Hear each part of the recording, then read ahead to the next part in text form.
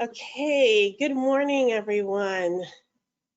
I am super excited to be with you all this morning. My name is Brenda Jimenez. As you know, I'm the CEO of Mentor New York.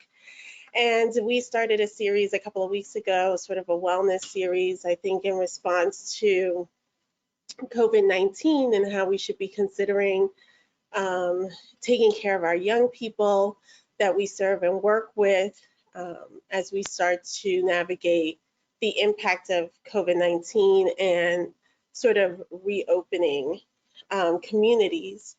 Um, and so before I begin, I'd like to say that when Cicy and Cicy George from Northwell Health, started this conversation, it was close to a month ago. And we were definitely having a different conversation, which was really about COVID, the pandemic, and frontline health workers. And in the last 3 weeks, the entire world has shifted once again for everyone. I think the world has been um, sort of unjust for a long time, and definitely within the Black community, they have felt the disparities and the injustice more than many.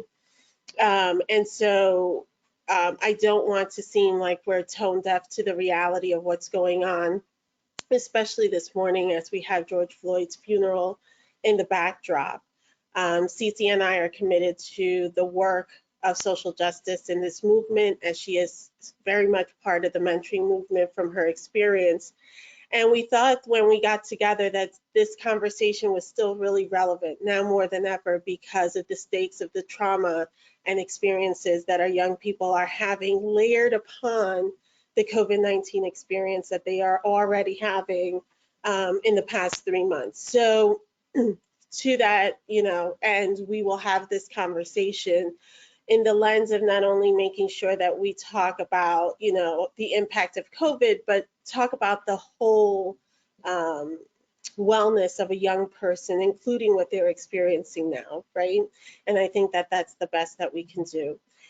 So to get started, let me do, sort of the first thing, which is to introduce Cicy George and who she is. I know for many of you, you've been able to read her bio, but I'll just give you some highlights. She's currently the program manager on the HR organizational team in Northwell Health, with a focus on a system-wide mentoring strategy. She's working to build a number of mentoring programs that will be available for all Northwell team members. So she is a longtime mentoring advocate and committed to the best practices and impact that it has. And she successfully has launched a mentoring program for corporate health professionals that embodies and promotes humanism as a core value in the development of other healthcare professionals. And she calls it the Corporate Mentoring and Professionalism in Training Program.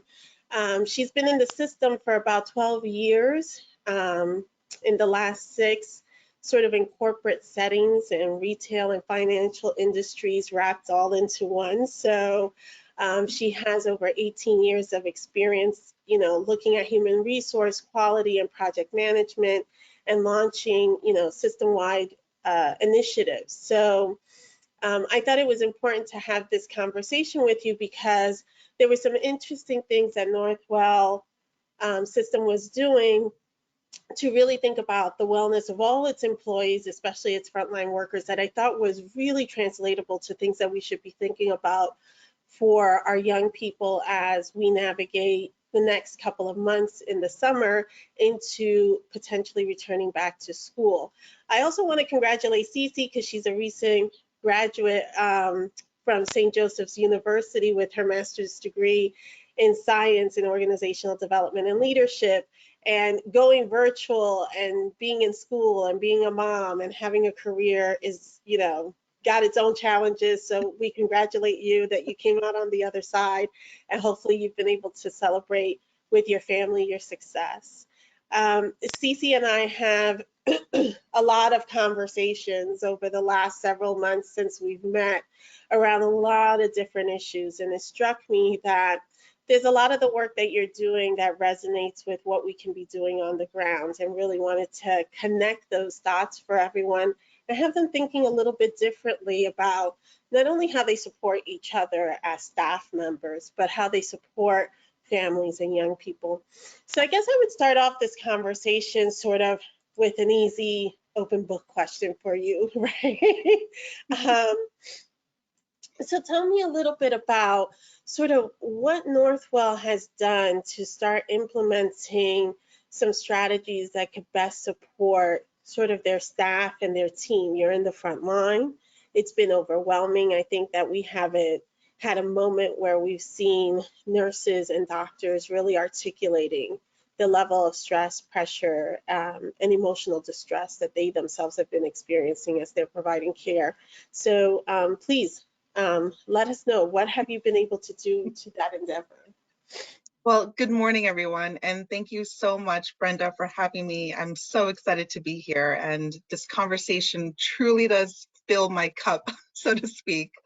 And there have been a lot of things that I'm just so proud of Northwell for the way that we've responded to the pandemic and then just to everything else that's happening. I would have to say that it really is because of our leadership that they place that importance on really caring for the team member as a person. And that's really what it comes down to. So just a couple of ways that I'm happy to share with you. And, you know, this, again, reflection on leadership, a reflection on our employee wellness team who really came together to really do something for the greater good and for their colleagues, which I think is just so inspiring. So with that end, some of the things that we've been able to do in terms, I'll kind of bucket this into 3 different categories. And the first would be in terms of rewards and recognition. So with all that's going on and really understanding how team members from every aspect, every facet of the system has really come together, not just the folks in the front line who we're so grateful for all they've done for our patients, our team members, each other, but also for the folks who have been, I would say, in administrative functions and being redeployed to help out just wherever there is a need. So really to honor and to acknowledge all of those tremendous contributions the organization has given eligible team members with a one-time bonus payment and 5 extra days of paid time off, which everyone is so, so happy and so grateful for. And that was really such a significant way of really honoring everyone's efforts. There have also been what we call a clap out at the shift changes.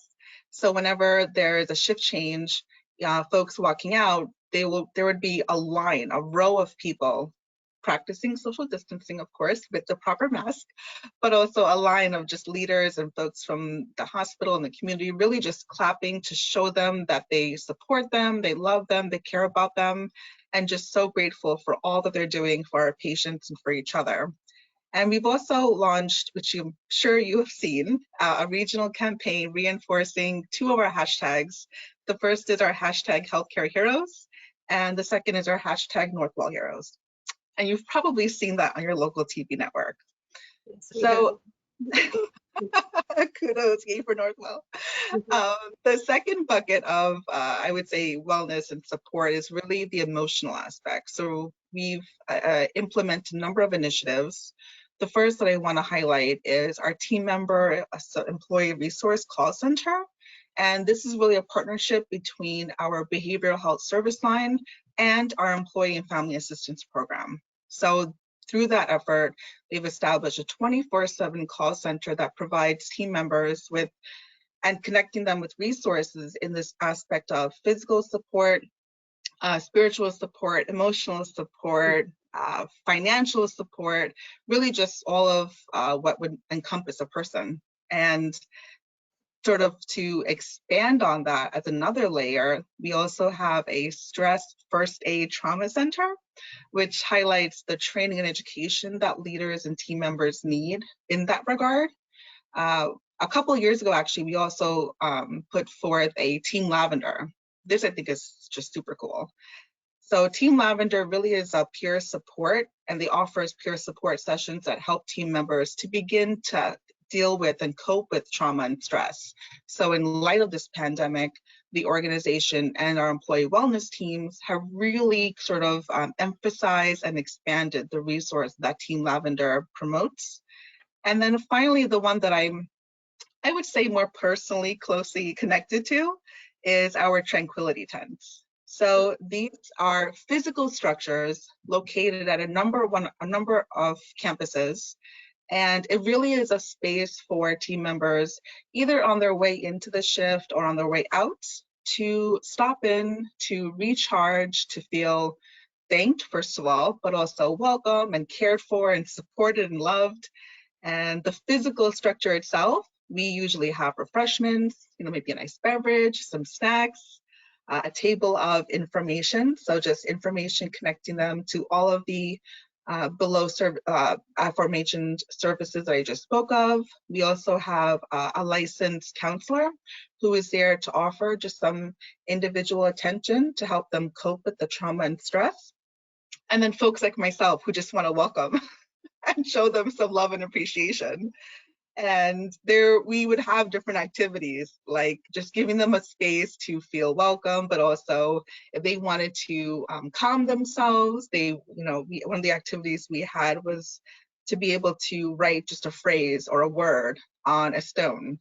And we would collect those stones or phrases or sayings and put them into a mindful garden. So it can be something like believe or inspire or grateful. And we would have a salt rock lamp and spa music. So it really was a space for you to feel just at ease, that you're supported, that you're cared for, and just to make them feel welcome and loved. From the testimonials I received, some of the feedback that we've gotten is just how much they appreciated. It just receiving all this recognition has been really, I think, for them validating of why they went into healthcare in the first place. So it really has been tremendous to watch the organization put such an importance on wellness. I've been with the organization, just like you said, 12 years now.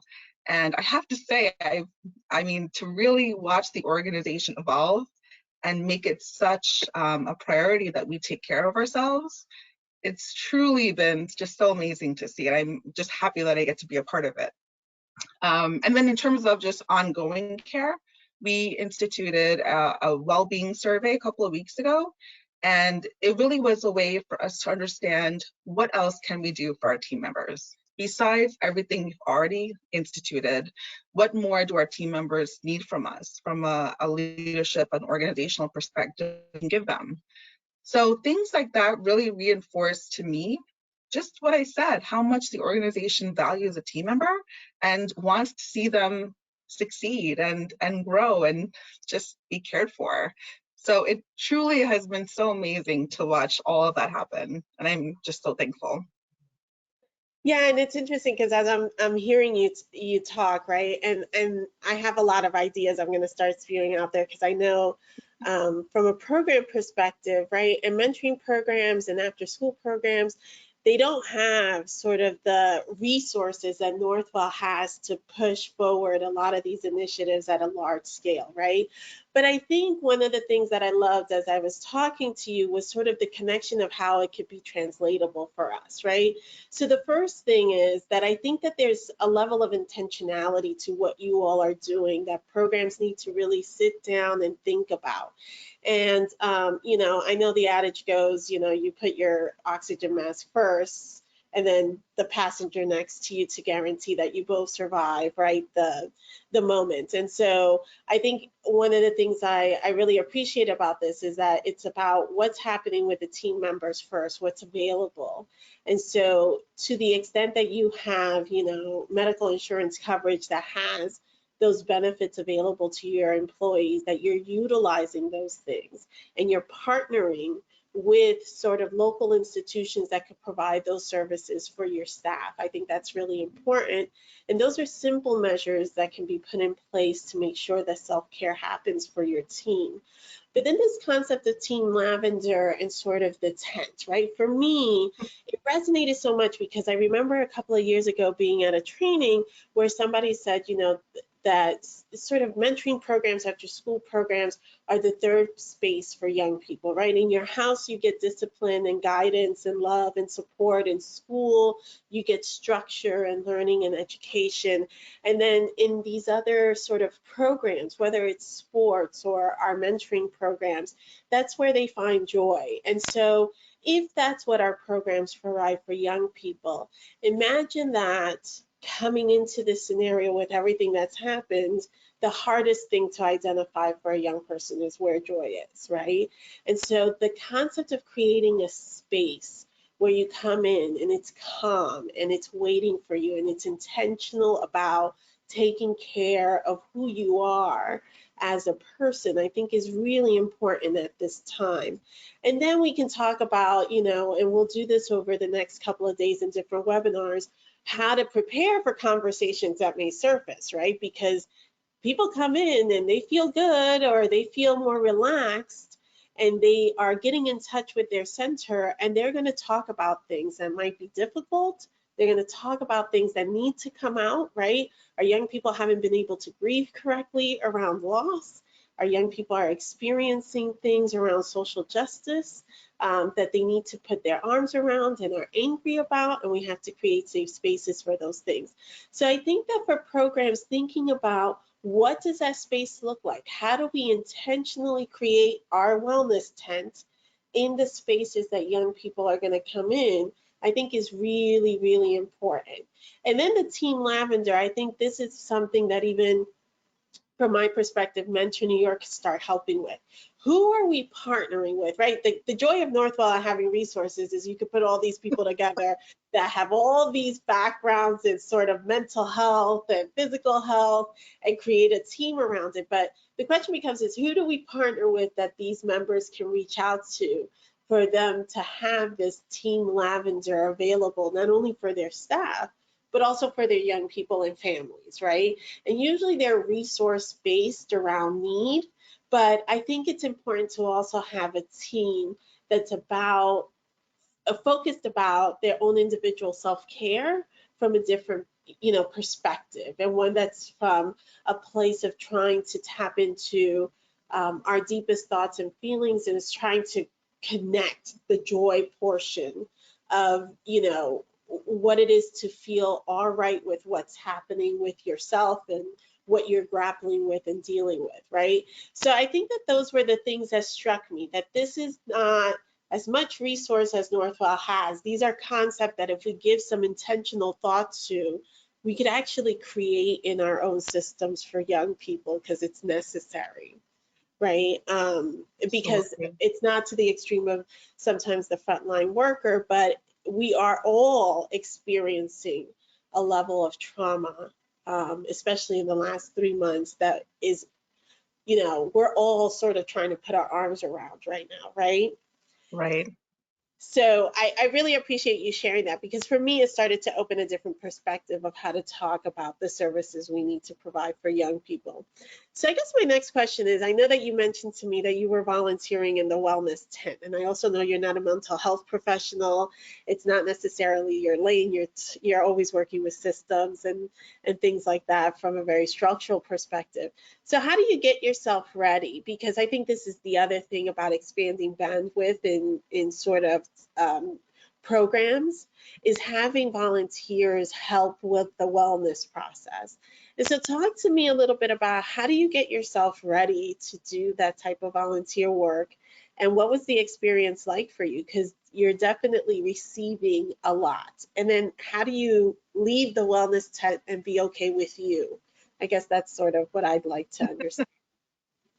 So I think you need to understand and recognize what are your intrinsic internal motivators behind what you do and what you say every day. For me, I would say it's cultural. Being someone who wants to help is just sort of how I was brought up in my home. My parents are immigrants to this country, and they always instilled in me that if you can help someone, even if it's really small or nominal, don't waste that opportunity, because you could impact and be part of someone's story. So I think that's the lens I had when I wanted to volunteer. And I remember the day that I was asked, that this was an offer for folks who were interested. The sort of the disclaimer was, we know that you guys are doing so much already, so we're not expecting you to say yes, but if you think you have time to go and volunteer, please let us know. I thought about it, and there was a lot going on for sure, but I still felt like there was something compelling me to go into that frontline space. And I want to say it's something that I learned from my mom, because she is a nurse at the age of 77. And despite all of us wanting her to stay home and not go to the front line, actually pushing her not to stop going to the front line, she felt like she couldn't sit back and watch what was happening and not do anything about it. So she continues to go to work, even at her age, and even with the risk factors that she has, because she cannot not go to the front line. So I'd like to say I get that, but I'll go back to what I said earlier, is I think you have to understand and recognize what your internal motivation is to do that. So for me, it was because I wanted to go and just thank all these folks who are really answering that call to courage to go to the front line and to care for their patients in such a way that they probably have never experienced before. I mean, I have to say, if you're a new nurse, this is great training for you, because you were put into a situation that you don't get to learn from a textbook. This is real life training. It's such an immersive experience. So I felt like I had to go out there and thank everyone to the best of my ability. So welcoming someone, making them feel safe and cared for and loved.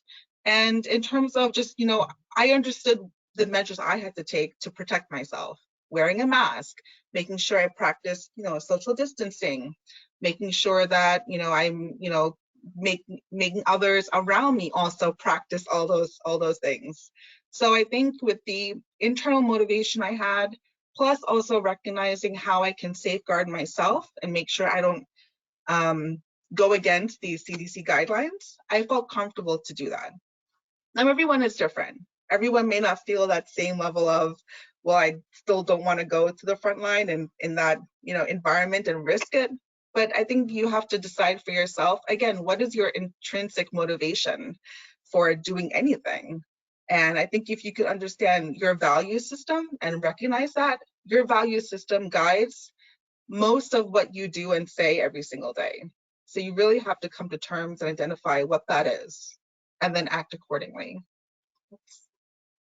And how did you manage? Because you're hearing a lot of stuff. And I think that a lot of times we want to solve the pain, solve the problem. Sort of, how did you navigate the listening and not the acting portion of it, right? It's hard, because to actively listen really means not to listen and prepare something in your head in terms of your response. Actively listening really means to listen to what that person's saying and not worry about what your response is going to be. So I think just by actively listening to all these stories, making that eye contact, I also believe that whether or not you can see my smile or not, you know that I'm smiling. I think by looking into my eyes, you can tell if I'm smiling despite wearing a facial covering. So I think with listening, the smiles or whatever you call it. Yeah. I haven't heard that since the 90s. Well, I said, well, I dated my, what can I but she was right when she said that. You can smile with your eyes. So I think with the smizing and the active listening, I think if you are genuine in your actions and you have a sincere heart, that reflects automatically. So I think you have to kind of practice all those things, and going back to the internal motivators and really just being there for the other person. And I thought it was helpful for me because I'm not at the front line. I can empathize and I can show compassion, but I don't truly know what that's like to be in that environment. My brother is a physician. I have friends who are physicians who are at the front line. I'm hearing the trauma from them about how they're broken. One physician friend of mine told me how being in that environment left her broken. So beyond hearing these experiences, I can't truly say I know what that's like, because I that's not my training to be there. But what I can do is I can support the folks who are there, and that's how I can show them that I care. So listening to what they have to say and showing them that I care, I think that's all you need to do. If you show people you care, you're actually hearing them. People just want to be heard, but you have to actively listen to do that. And it's hard.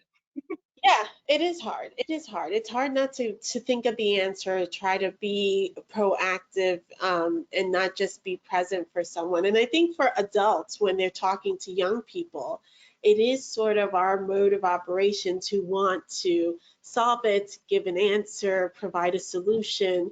And sometimes that is necessary. But more importantly, I think in those environments of wellness, really one of the things that I wanted to touch on is that it's okay to have volunteers that are present to listen, to understand with compassion the perspective that the young person is providing, and not necessarily have an answer, right? That sometimes it's the process of being heard that's just as valuable. And right now, with all the pressures that our parents have around the economic realities, virtual working, virtual learning, survival, right? How many young people are being heard, right? Are having those connections. And I think our mentoring programs are doing these amazing jobs of maintaining those connections. But when it comes time to be in person, how do we, to your point, still maintain social distancing and follow CDC guidelines, but create these spaces that allow young people to articulate and express what they're feeling. And the other thing is, as adults, we sort of have a language around what we might be feeling, and we struggle. As young people, they're still trying to create that language. So giving that silent space for them to find it, right? Or to explore it, I think is going to be important, because the consequence of not having that is then going to impact their academics, how they behave and interact with their friends, right? And I think that once we get past sort of the reactionary supporting our young people through this process, we are going to have to create spaces that allow them to sit and be with themselves and have people paying attention to that process, right? And so I think that that's, yeah, you're right. I think it's making sure that your team understands that that's going to be your role, making sure that you understand that as you get volunteers on board or mentors to help you with those spaces, that that's really what you're trying to accomplish, so that you allow for that space to occur. And I think that that's really important. So I appreciate that perspective. For the attendees that are on, please chime in with your questions or your concerns. How real is it to create wellness spaces for young people right now? And then I guess I'll ask this other question that has been sort of popping up for all of us.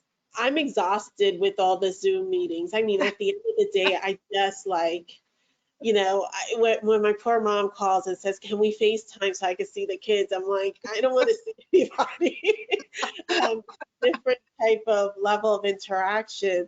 And I watch my own kids and young people sort of struggling with being Zoomed out, right? Or Googled out, or it's just like, I just, you know, um, don't want to engage in that way. And so how are ways, or have you thought of ways, because I've been thinking about this a lot around sort of how to create virtual wellness spaces, right? Um, and it's hard because it still requires you to have to go into Zoom or some type of Right. platform. But I was wondering if you had some thoughts, like how can we create wellness spaces virtually, Right. because I'm even grappling with that a little bit. And I know that that's going to be a reality. When I think about what this summer is going to be like without summer youth employment, and I think New Jersey might open up the public pools again, but all the things that come with the joy of summer are, diminished. Even just being outside on your stoop is not necessarily something that parents are eager to, let young people do. What could we do sort of virtually for wellness spaces? So I think that question is hard because everyone is so tired of the Zoom. And what makes the wellness space so important is because of the human connection, the human touch. And you miss that over Zoom. And, you know, in the next couple of months, we don't know what our world is going to look like. And, you know, we may have to still continue with the elbow bump, and you can't tell, but it's my knee bump and my ankle bump. We may have to do that. We just don't know what it's going to look like. But I think to that end, we do have to encourage at least the FaceTime, because it's hard to connect by phone when you're not able to see expression and body language and really, you know, connect from that aspect.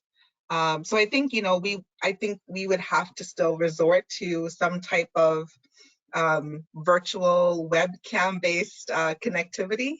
But I think it's still important. I think you can create a wellness tent virtually, and really it's just pure support. When you think about what I described in terms of the Tranquility Tent, the idea there was pure support. It was just people coming together to listen to you and to make you feel comforted and supported. There is no way that can't be done virtually. This webinar right now can be peer support for someone who's listening. So it is possible to translate the typical routine in-person connections to a virtual meeting space.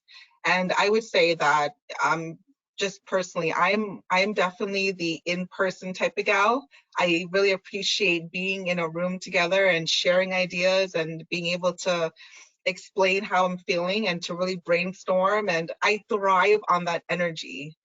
Right. But you know, I am also an online learner, and I've had to convert some of my on-campus courses to remote learning. And despite not being with them in person, I was still getting energy from seeing my classmates and sharing ideas and brainstorming. So it's possible that you can create that same environment, you know, while we practice social distancing and being careful with our, you know, the way that we interact with each other. It is possible, but I think you have to be, like you said, very intentional. I think you have to have structures in place to support initiatives like that. Otherwise, what ends up happening is you might go to a Zoom meeting to create a wellness space, and then you end the meeting and you go back to your regular life. But then what happens? It was just a nice conversation. So how do we implement structures in place to keep that going for the long term and not just satisfy the immediate short-term goal? So I think those wellness spaces, whether it's in-person physical structures or virtually, we have to implement some type of structure to keep it going. And it has to be as regular as brushing your teeth, for lack of a better example. No, I think that's right. I think that we neglect our wellness, our mental health. Self-care is not necessarily, it's hard. It's hard for my colleagues in the mentoring space. I'm guilty of it myself. And then we're supposed to be mirroring and modeling it for young people. And so I think that this is something, yeah, you're right, that has to be consistent. So you create a wellness tent or a team lavender and it's underutilized, and all of a sudden, as it picks up momentum and in normalcy into how we do the work and how we refer to things, it can become part of the learning. I also think one of the things I've been thinking about is, you know, being able to figure out how to teach mindfulness to young people and meditation, and how to be able to use, now that New York is reopening, you know, the social distancing, to be able to come together, even if it's in an open space to the extent that their parents would allow it, to be able to teach mindfulness and sort of meditation and tools that they can use sort of in their own spaces and continue to use outside of the conversation that they're having with their mentees and their youth support system, right? And their program support system, because I do believe that we need to start providing those tools, right? So I really think it's important to think about creative ways to how to create, if it can't be done in person, virtual spaces where it's about, you know, we're going to talk about nothing. It's going to be all about you. And I know it's hard because people are exhausted about it, but there might be something to it, right? People understand, I've been really impressed about this. Young people understand when they need something. They might not Right. know what it is, but they also understand when you need to nurture and fuel their soul sometimes. And I think we've got to allow those spaces to happen. So really trying to figure out how to create those virtual spaces, how to use the reopening moments to potentially host 1 or 2 moments where young people can exercise a little bit of socialization, but also how to take care of their well-being and their spirit, I think is important. I Um, agree. yeah, And I was just thinking as you were saying that, you know, the virtual, it's a community really. It's a virtual community. And those communities, it doesn't have to be anything formal that makes it very stuffy. It could be just an informal gathering to say, hey, what's going on? You yeah. know, I think when we put a lot of pressure, we are, like you said, zoomed out with the meetings and things like that. And all those are very structured experiences. But I think when you have a less formal, casual encounter, it kind of eases people to feel more comfortable to be able to share. And I think if you can create that type of space, also allowing, you know, for the psychological safety, then you have something you can work with in terms of getting kids, you know, to really open up. I think if it's a little bit too formal, it may not be as appealing to join another Zoom call or another Google Hangout. Yeah, and I think that that returns to the original point. And I think we had this conversation about it. The concept of the tent right outside of the exit to the hospital Right, force people to take a pause and say, well, maybe let me go into this space. Because I don't think if you would have announced all the healthcare workers, once your shift is over, don't run to your families. We want to sit and chat and see how you're feeling. Everyone would get in the car and go home, right? Because that's not a priority, right? And it's, I could only imagine. I've been working all day, I'm overwhelmed, and now you want to talk to me? I'm going home. I need to see my kids, right? Or I need to decompress. And so I think that intentional space of trying to how to set up environments that invite the opportunity for those things to happen, and being that intentional is something we have to think about. When we think about the rooms that we use in the after school programs, how much leeway can we create environments and spaces that feel soothing and welcoming and warm? How do we help young people create those spaces for right, themselves if they're in Zoom, for when they come together, right? Because I think that there was this intentionality that came from that tent that psychologically hit it right on. It was like, nope, you can't run from it. It's right there in front of you, right before you get into your car, right? And so it forces you to think about, well, it might be cheesy, but let me go see what that's about, right? Or I have to be here, so I might as well try to figure out, why are they trying to create these spaces for me? And right, young people are quick to say that's not for me. I don't want to do that. But if we create it into the environments that they're already going to be engaged in, I think that there's some real benefits that will come from it. right. Yeah, because I think that's important. I thought that that was really interesting when you were like, the tents were right outside the exits. I was like, yeah, no Right. kidding. There we And it go. was right before the parking lot. So you literally had to walk by it to get to Yeah, your car. yeah, no choice. So yeah, Which was, it's really important to be that intentional, I think, in this process. and I Um, thought you said earlier about, you know, how do we incorporate or teach mindfulness to our youth? I think that's such an interesting, you know, thing that I think is worth expanding on, only because I can see how youth might look at mindfulness or mindful practice and go, I don't have time for that, or that's a little corny, or I'd rather go play Xbox, or whatever the excuse is, right? right, But I think if we can figure out ways to incorporate maybe you know, small practices that encourage mindfulness, and so, you know, youth can incorporate that into their regular practice, there's a lot of benefits. I mean, mindfulness doesn't have to be a whole half an hour, sit in Indian style and do Right. yoga meditation. It doesn't have to be. It can just, mindfulness really is just being present with yourself. And there are a couple of things that I know just personally I've been trying to incorporate, into my practice. Is even, I'll share three of them with you really quickly, but having a gratitude journal. So I had this idea, and I got this from a blog that I read about starting a journal, writing just one thing a day that you're grateful for, and seeing how long you can continue that, whether it's 3 months, 6 months, 9, 12, whatever it is. But imagine if you were to keep that going once a day, just writing one thing you're grateful for, and doing that for a year. You then have this really amazing book of all the wonderful experiences that happened to you. And in the time that you're writing down what you're grateful for, you're mindfully reflecting on what is good in your life. And that's something that I think is a pun to sort of the idea of appreciative inquiry, where you're appreciating what is good Right. and focusing on that and elevating that to make it even better. So that's one thing. And then I also think that incorporating some type of physical, get outside type of activity, and it could be anything, just even mindful walking. So really having quiet time to be outside, get some fresh air, breathe in that oxygen. It's so good for your body. And it really does give you time to center yourself, which I think is so important. And then I think the last thing really is to be present.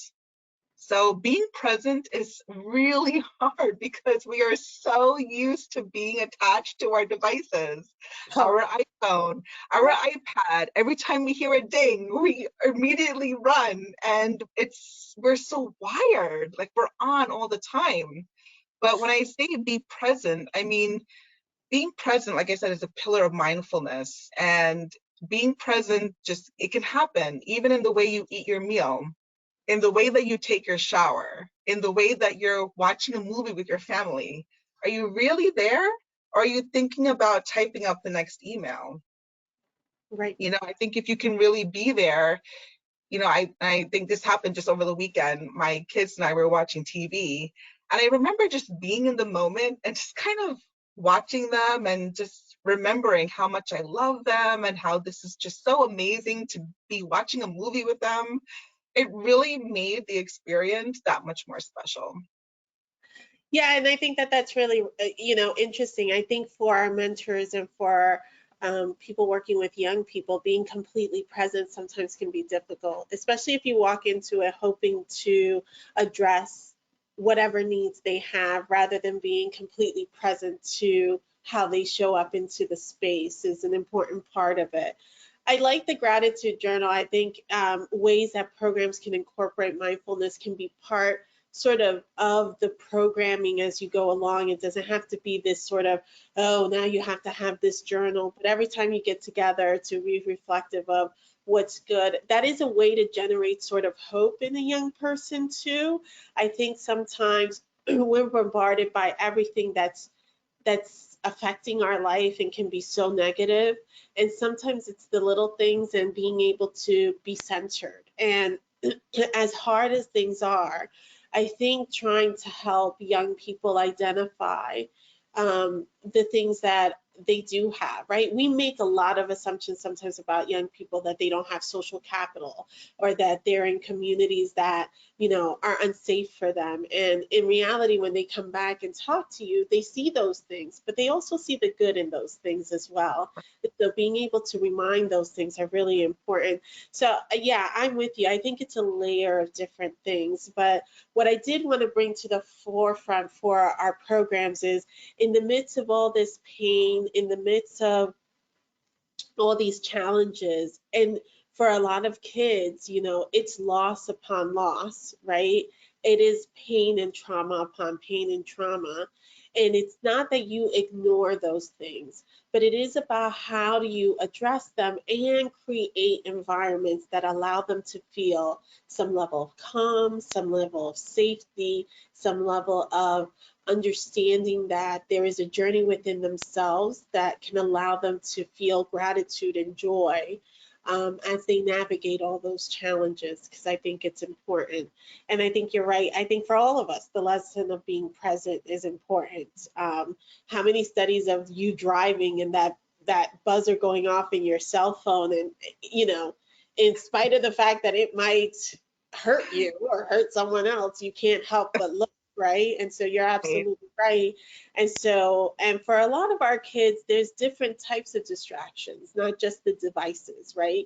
It is all the noise around them. And how do we help to just quiet that for one moment, just so that they find their center?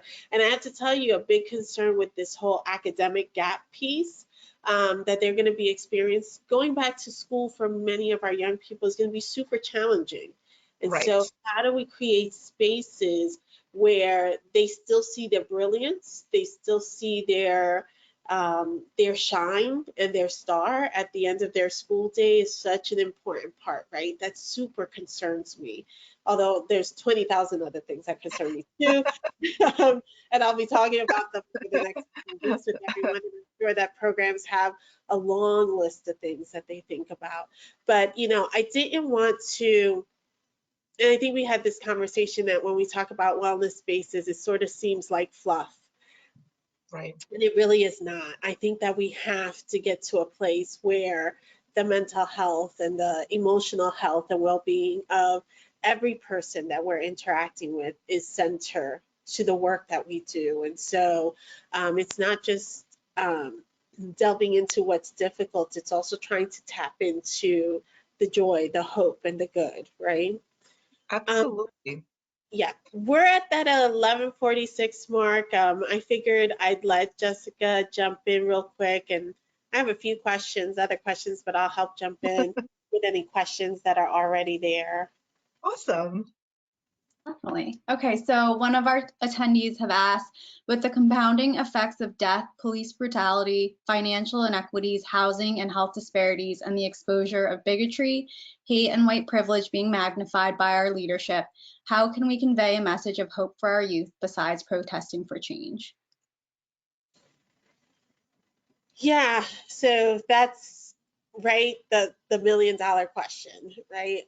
I think that there's a couple of things that we have to be super mindful of going into spaces, and it's understanding that people are walking in with their own experiences and their realities, right? And so we have to be able to acknowledge that young people may want to talk about these things. They may not want to talk about these things, but it's not something that we can shy away from, right? That's the first thing. I think the conversations need to be had. And my big push to programs is to make sure that your staff has the education, the conversations, and is prepared to listen intensely and to be able to not have all the answers, be respectful of the perspective the young person is bringing, but also not run away from the conversation and be able to provide some insight, not opinion, some insight to what it is that they are experiencing and how they are feeling. So I would say that's the first thing. I think the other thing that I think is really important about creating hope is making sure that we're not only having that conversation, but we're experiencing the whole person, right? There are things that they are worried about, they are concerned about. Some of it is in the immediate atmosphere, some of it is very part of who they are and their identity that we have to help nurture, support, and guide. And I would say the last thing is to be the person that sees beyond everything that they're experiencing and see the gifts that they bring to the table, right? I think it is always the gift that a mentor gives, and it's always a gift that someone who loves you gives, is that they see you, they see your greatness, they see your potential, and they're able to do both, help you navigate the experiences you're having while still being able to highlight the things that you can give, the brilliance that you have, right? And so within every story, there's a nugget of opportunity to say, that was really amazing that you paused and you saw this, or you paused and you did this, or that you took that corrective action, or that you see the world a certain way, and being able to identify those beauties, I think it's really important. And I think to the point of wellness, a real part of sort of providing food and fuel to the spirit of our young people. Your thoughts, Cicy? Yeah, I think you actually hit on a couple of things that I was going to mention anyway, but I will add that I think being honest and being real goes a long way. I think you have to acknowledge what's going on and just, you know, don't try and sugarcoat it. Don't try and, add fluff. Be real about what's happening. And I think, wherever you can provide education and, really expand the story, that also helps so people truly understand why and how all of what we're seeing came to be. I think education definitely is a big key to all of it. What I would also say is there's a lot in terms of from the mentor's perspective, when you have mentors working with the youth, there's a lot that the mentor can gain from listening to the youth share about what they're going through. So in that idea of reverse mentoring, that mentor has exposure to another lens. Whatever that youth is going through is a perspective that the mentor may not have had before. So there's a lot that, in terms of the mentor supporting that young person, they can also gain as well. So it's sort of, I see it as twofold in that regard. But I think being real and honest about it and being sincere and giving that person a space to open up and try to explore what they're experiencing is the first way that you can start supporting our youth. I also think, and it's interesting, we had this conversation about judgment and microaggressions around COVID-19. And so I'm going to start there, and then I'll move into this other piece and get your thoughts into this. And I've had this conversation with the staff as well, and it's that COVID-19 does highlight a lot of the disparities and the hardships that our young people are experiencing. Families make decisions, things happen, and if you're not sitting in their shoes and in their position, it's very easy to judge. And I think one of the challenging things that comes with dealing with this pandemic is having some level of privilege or not around how you get resources, how you live in spaces. And so there's usually a disparity between what mentees are experiencing and who their mentors are. And being able as a mentor to be in that space and listen and not to judge and to be careful how you say those little things that can actually alter the spirit of a young person is really, really important, right? And I always Right. say this about microaggressions. Microaggressions exist and they're based many times on facts. That doesn't make it any less painful and any less aggressive. And it's almost like receiving the backhanded compliment, right? And so those sting just as bad. And that's what we do with young people sometimes. So I think for programs, understanding that to embrace sort of this wellness strategy, it has to be very thoughtful and intentional. You have to get your staff ready, and you got to get your mentors ready to be able to pursue it. I think that that's super important. I agree. And that goes back to, so what you're saying goes back to what I said earlier about appreciative inquiry, listening with curiosity.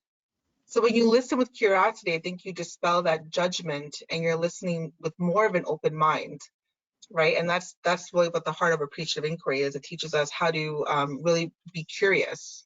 And I think when you show someone, especially a young person, that you're curiously listening and you want to know their story, I think that allows them to feel comfortable and safe to open up and to share what they're going through. And then in that same moment, you can also provide a resource and some education and support to them. So I think it's sort of this circle effect of where you open up, you show that you're listening and you're genuinely curious to hear about their story.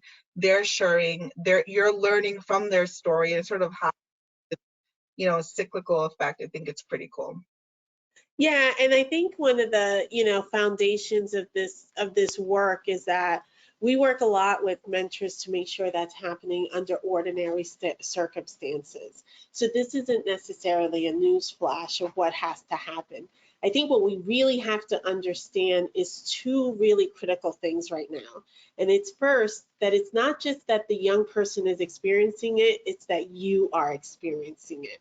And so to that end, making sure that the self-care is there for the staff, the mentors, that you all have gotten on board and educated yourself, that you're ready to be active listeners. Because the last thing you want to do is do unintended harm in this process, right? And it's way too easy because it's charged, right? The pain of COVID-19 and losing someone is universal. But the experiences are drastically different when the resources are different. So we have to preserve how that looks like when we're reacting to it. And then when it comes to some of these social justice issues and how we experience police brutality and privilege and all those pieces, those are extremely politically charged and have a lot of opinions. And we have to be really careful to how we show up with young people to be able to listen and allow for their healing process to occur, because it's not our healing process. We're there to support their healing process, right? And I think that that's super, super important in this whole engagement, is how do we step that up for programs? And I think for us at Mentor New York, we have to figure out how we become a resource to be able to help in that process and to be able to help programs think through what does wellness look like, you know? And so one of the things that I'd like to extend to is how Cicy continues and Northwell to work with us in helping all of you to start sort of that environment, right? And being able to use their examples to mirror how we move forward, because I think that's going to be a critical part, to have the physical, the emotional, and the safe spaces for us to continue to provide, you know, the sort of access and resources for wellness for young people. So with that, I will say this. There's a couple of things I just want to highlight because we have a few minutes. I don't want to go over time like we did the last time. I think in our first wellness session, we had the fabulous Dr. Roshni Vasquez Barrett and Dr. Mariel Baca, you know, come and talk to us sort of about mental health and how COVID was impacting young people. We're hoping to bring them back to do this little session we're going to call Mentoring Take Two, to talk a little bit about, since our conversation a month ago, the world has shifted once again, and we've got to get all of us ready for what that means for young people. And so hopefully we'll be answering some of the residual questions that they had, and also sneak some of those other questions around what's happening now into the conversation. One of the things that we're going to do to honor all of your time is we'll have a Mentoring Take Two with Cicy to continue to answer the questions of some of the folks that are on the chat, and so that we can make sure that we can forward that recording and have that available to you. The other thing I'd like to say is tomorrow we'll be hosting a conversation with Dr. Rolanda Ward from Niagara University and Chitsani West from Adelphi University around, you know, the realities of having conversations with young people around racism and the racial injustice that they might be experiencing, and how to be responsive to this time for young people. And we'll continue that conversation. For everyone who is still on, please, you can lift your cell phones up, point it to the key code card, or what, Jessica, you know the words. I don't know those words, but you know. The QR code. Yeah, that. The barcode. Yes, the barcode. There's the word. Holy Toledo. The barcode, and just really quickly answer our survey so that we can continue to improve upon our panel discussions. I really appreciate everybody being on and taking the time to be with us. We'll send up a follow-up email, not only with the recording to this panel so that you can share, but also with the survey so that you could give back feedback, and hopefully with our Mentoring Take Two sessions so that you could continue the conversation as well. So thank you everyone so much, and hopefully I have done my job and kept it on track and on time. Cicy, thank you for joining us and sharing your experience. Very welcome. Really appreciate it. Thank you, Jessica. You. Yep, thank you all. Bye-bye.